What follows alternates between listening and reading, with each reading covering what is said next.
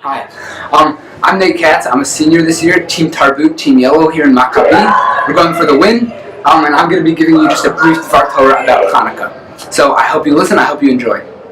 A key feature of celebrating Hanukkah is Pirsumei Nisa, where we share the miracles that we experienced with the greater public. The idea behind lighting the Hanukkah candles is not for lighting the house within, but it's for the illumination of the house without. In other words, the point of lighting the Hanukkah candles is to exhibit the great miracles of Hanukkah beyond their house, to non-Jews, to anyone who's passing by on the street, so that they can see and they can recognize the miracles of Hashem.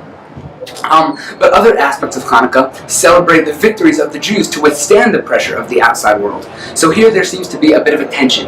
There's a tension between publicizing the miracles to the greater society and remaining true to the core internal values of Hanukkah and to being our own nation. So which is it? Does Hanukkah teach us to be an outward people, or does it teach us to be an inward people? To settle this contradiction, we turn to the Gemara in Masechet Shabbat, Daf Kaf Aleph Amud Bet.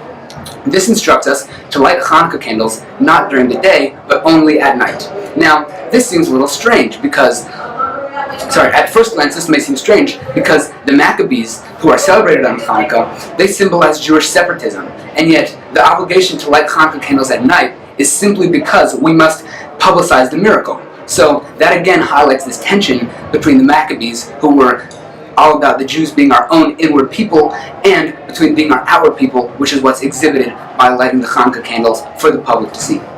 On Hanukkah, as opposed to Pesach, we publicize the miracles to non-Jews. On Pesach, we perform Pirsumei Nisa not for the outside, but for the inside. For example, we dip twice at our Seder, but we don't do it for everyone to see. We do it for our own families and our own friends who are sitting at our Seders to see. This Pirsumei Nisa is just for our table. On Hanukkah, however, as mentioned, it's really all about getting that mitzvah out to the public, whereas on Pesach, it's about keeping it within. So again, we have that tension. But this year, the theme of Maccabi is Jerusalem. Jerusalem is a city that really encompasses that tension, and it's one that settles that tension as well. It has potential to unify the world with its sacred and creative values. It's an intellectual center. Jerusalem is a city where visionaries can come together and can imagine an ideal culture coming to fruition. It's a city that has 4 quarters: a Jewish quarter, an Arab quarter, a Christian quarter, an Armenian quarter.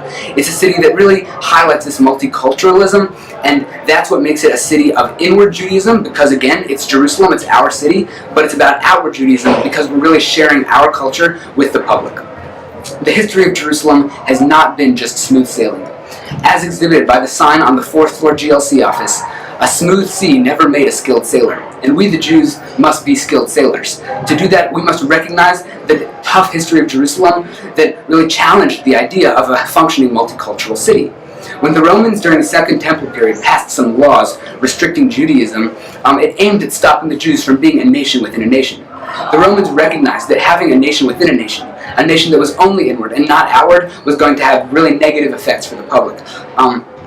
But it's important to note that even though this inward mentality was frowned upon, an outward mentality that celebrates Jerusalem's beauty was something that the whole world could recognize. In Masechet Bava Batra, Daf Daled Amud Aleph, we learn, Misha lo ra'a binyan hordus, ra'a binyan na'eh mi'amav. He who has not seen Herod's building, as in the Second Temple, has never in his life seen a truly grand building. This exhibits the idea that Jerusalem, a city, could be enjoyed by all, not just by Jews, but by other cultures as well, because everyone can see the beauty of the Second Temple. Like John Winthrop said when he's founded the Massachusetts Bay Colony, it is a city upon a hill, and Jerusalem is truly a city upon a hill. But again, we come back to our initial question. Is Hanukkah about the inward people, or is it about the outward people? And Hanukkah really helps us find this balance. The question can be answered pretty straightforward.